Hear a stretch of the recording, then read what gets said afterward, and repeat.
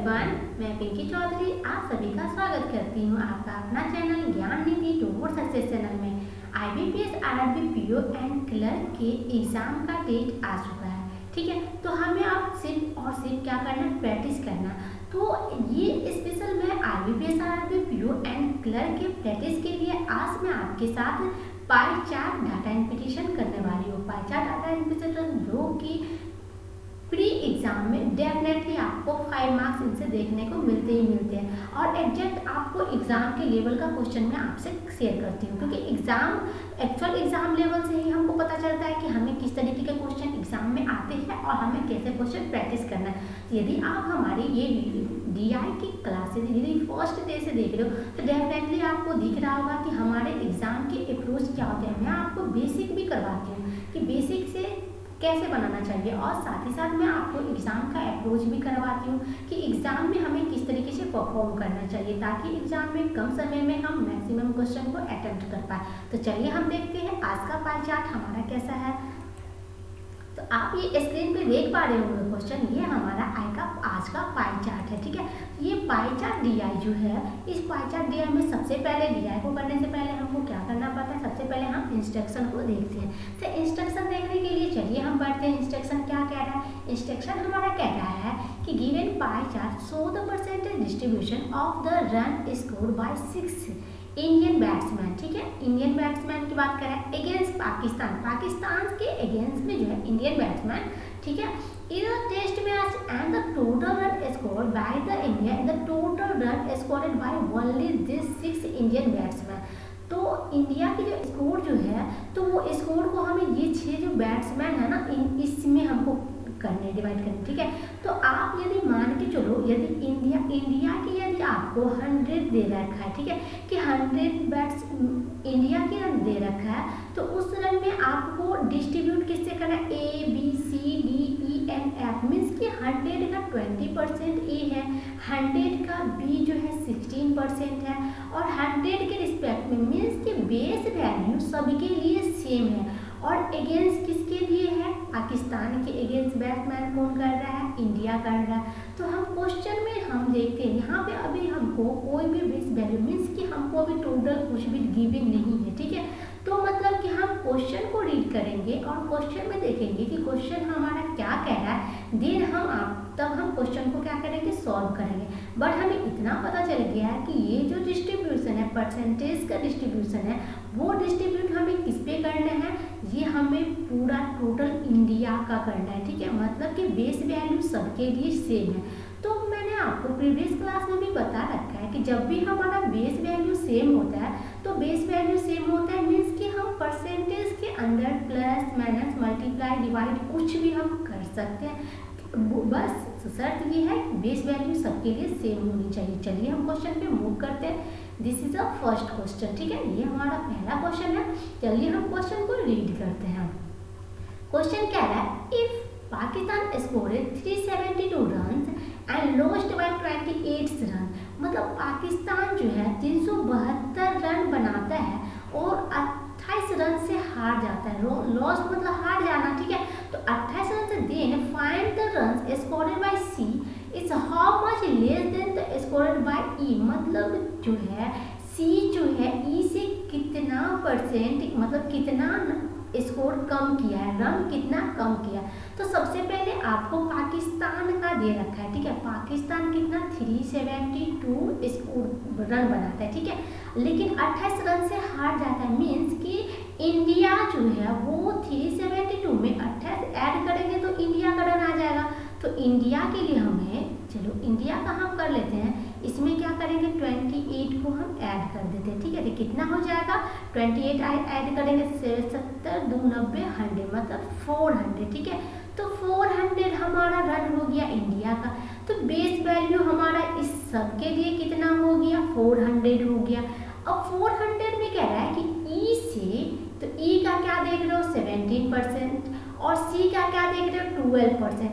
तो E से कितना कम स्कोर किया C, तो डायरेक्ट हम परसेंटेज को माइनस कर देंगे कि 17% में से 12 चला गया तो कितना हो गया 5% बचा, मीन्स कि C जो है 5% कम रन बनाया है E से।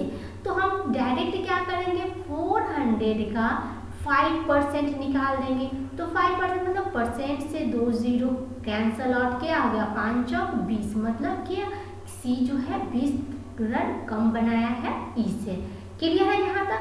नॉर्मल बच्चा इसको कैसे बनाएगा, सबसे पहले 400 का 17% ई के लिए निकालेगा, फिर 400 का सी के लिए 12% निकालेगा, देन जितनी भी वैल्यू आएगी दोनों को माइनस करके फिर उसको ये इतनी वैल्यू आएगी।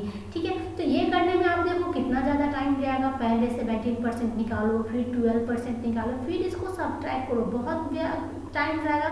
हमें जब पता है कि बेस वैल्यू सबके लिए सेम है, तो बेस वैल्यू में तो परसेंटेज के ही साथ हम कर लेते हैं, प्लस माइनस जो भी करना होता है। तो हम डायरेक्ट ई और सी की वैल्यू को माइनस कर दिए, 5% इसमें दोनों के बीच में आया, 5% डायरेक्ट हम 400 का निकाले, डायरेक्ट हमारा आंसर यहाँ पे 20 आ गया। इसको करने में कितना लगेगा, 30 to 40 सेकेंड लगेगा। अगर हमें अच्छे से अप्रोच पता है तो अप्रोच मायने रखता है। कोई भी क्वेश्चन को बनाने के लिए सबसे जरूरी क्या होता है, अप्रोच, और अप्रोच हमें अच्छे से आती है तो हम डेफिनेटली को एग्जाम में अच्छे परफॉर्म करेंगे। चलिए नेक्स्ट क्वेश्चन पे मूव करते हैं। नेक्स्ट क्वेश्चन पे चलो देखो, नेक्स्ट क्वेश्चन क्या है, find the ratio between run scored by B to the that D. B और डी का हमको क्या करना है, रेशियो निकालना है। ठीक है, तो रेशियो निकालने के लिए सबसे पहले बी रेशियो डी निकालना है। तो आपको पता है हमको अभी नंबर किसी का टोटल वैल्यू नहीं दे रखी है, ठीक है, बट हमें इतना तो पता है ना कि बेस वैल्यू सबके लिए सेम है। इंडिया के लिए हर एक प्लेयर के लिए बेस वैल्यू सेम है, मतलब इंडिया का कुछ भी वैल्यू हम मान सकते हैं। तो हम क्या करना है, रेशियो में ही देना है, तो हम वैल्यू 2 माने, डायरेक्ट हम रेशियो इसी परसेंटेज से ही निकाल सकते हैं क्योंकि बेस वैल्यू सेम है। बेस वैल्यू सेम नहीं होता तो फिर हम नहीं निकाल सकते थे बी और डी। तो बी का कितना है, बी का है 16% और डी का कितना है, डी का है 15%। डायरेक्ट हमारा यही आंसर हो जाएगा 16:15, मतलब डी हमारा आंसर हो गया। क्लियर है यहाँ तक। कुछ करने की जरूरत है इसको बनाने में, तो ऐसे भी बस डायरेक्ट देख के ही आंसर, इसमें तो पेन भी नहीं चलना चाहिए। ठीक है, डायरेक्ट हम आंसर यहाँ से कर सकते थे। क्लियर है यहाँ तक। चलिए नेक्स्ट क्वेश्चन पे मूव करते हैं। नेक्स्ट क्वेश्चन हमारा क्या कर रहा है, इफ इंडिया में 325 रन, इंडिया 325 रन बनाता है एंड लॉस बाय 13 रन, मतलब 13 जो रन से है वो इंडिया लॉस कर जाता है 325 बनाने के बावजूद भी।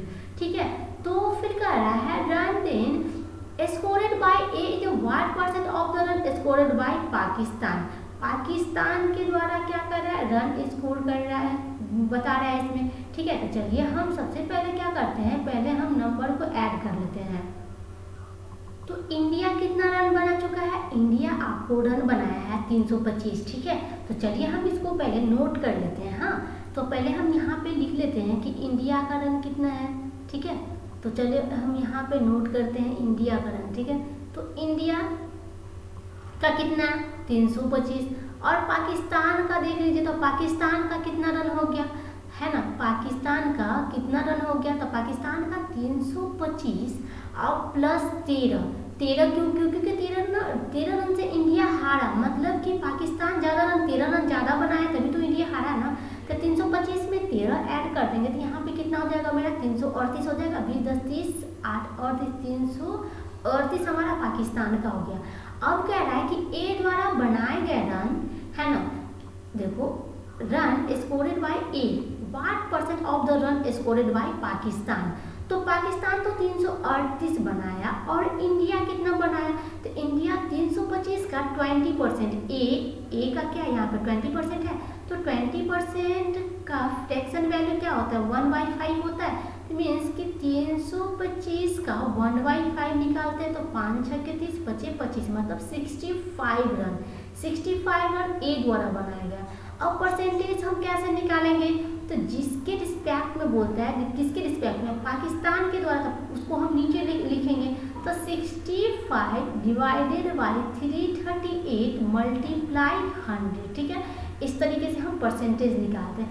इसमें आप अप्रॉक्स वैल्यू कर सकते हो, बट इसमें अप्रॉक्स वैल्यू हम नहीं लगा सकते हैं। अगर हमें अप्रॉक्स वैल्यू निकाल, क्योंकि यहाँ पे हमें पूर्णांक में आंसर दिया गया था, हम अप्रॉक्स नहीं निकाल सकते, हमें कटिंग करना ही पड़ेगा, कट करके हमको आंसर निकालना ही पड़ेगा यहाँ पे, ठीक है।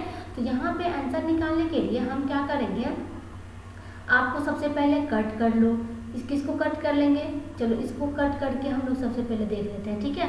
तो इसको कट कर लेते हैं, तो 13 से कट जाएगा, 13 पंचे 65, 13 दूना 26 हो गया, और 13 दूना 26, 13 छक्के 78 हो जाएगा, 7 इसमें बचा तो 78 हो गया, तो 6, ठीक है। तो 5/26, तो अब ये कटेगा क्या, चलो इसको भी एक बार काट लेते हैं, तो ये 13 और ये कितना हो जाएगा 50 हो जाएगा, तो 25 25 250/13, तो अब इसका कितना हो जाएगा, 1 से जाएगा 13 जाएगा, ठीक है, 1 से 13 जाएगा, बच गया कितना 24, तो सॉरी 13 जाएगा तो 12 बच जाएगा, ठीक है, 12 बच गया, तो 12 और 0 120, ठीक है, 120 बच गया, मीन्स कि 13 नम्मा 117 9, अब बच गया कितना 120 था 17, 3/13 मतलब 19.3 इसमें कहीं है क्या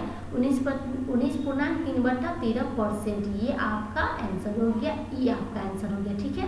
क्लियर है, यहाँ तक समझ में आ गया, मतलब कुछ नहीं, सिंपल हम यहाँ पे क्या किए, कट किए हैं, कट करना तो आपको आता ही होगा, कैलकुलेशन तो आपको आती है, ये आप अपने अप्रोच से कर लोगे किस तरीके से आपको करना है, ठीक है। चलिए आंसर आपको क्लियर है, यहाँ तक हो गया। चलिए नेक्स्ट क्वेश्चन पे मूव करते हैं। नेक्स्ट क्वेश्चन क्या कह रहा है, if India win by same runs which are scored by E, then find minimum run scored by Pakistan, Pakistan के द्वारा मिनिमम, बट यहाँ पे आप क्वेश्चन में क्या देख रहे हो कि हमको न तो इंडिया का कुछ दिया हुआ है और न ही हमें पाकिस्तान का कोई रन दिया हुआ है, रन देता कुछ भी देता तभी तो हम इसको फाइंड कर पाते ना, लेकिन हमें नहीं दिया गया, इससे तो कुछ नहीं होगा कि जितना ई ने बनाया, ठीक है, इससे तो हमको कुछ पता नहीं चल, ई के रन से सिर्फ कुछ हमको पता तो नहीं चलेगा, उसमें भी ये क्या परसेंटेज में दिया हुआ है, हिंदी में भी पढ़ के देख लो क्या कह रहा है, यदि भारत उतने ही रनों से जीतता है जितना कि रन ई द्वारा बनाया जाता है, मुझे नहीं पता ना ई द्वारा कितना रन बनाया गया, क्योंकि ये ई तो परसेंटेज में दिया गया और इसका कुछ वैल्यू दी होती तो नहीं पता चलता, तो इसका हमें कुछ नहीं पता है।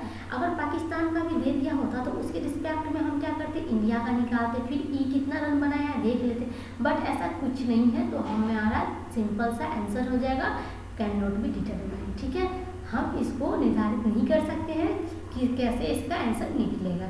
क्लियर है यहाँ तक, इस क्वेश्चन में कुछ समझने की जरूरत ही नहीं है, डायरेक्ट हम देखेंगे ना तो किसी का रन दिया हुआ है, ना तो इंडिया ना तो पाकिस्तान, तो हमारा सिंपल सा आंसर डी हो जाएगा। क्लियर है, चलिए नेक्स्ट मूव करते हैं नेक्स्ट क्वेश्चन पे।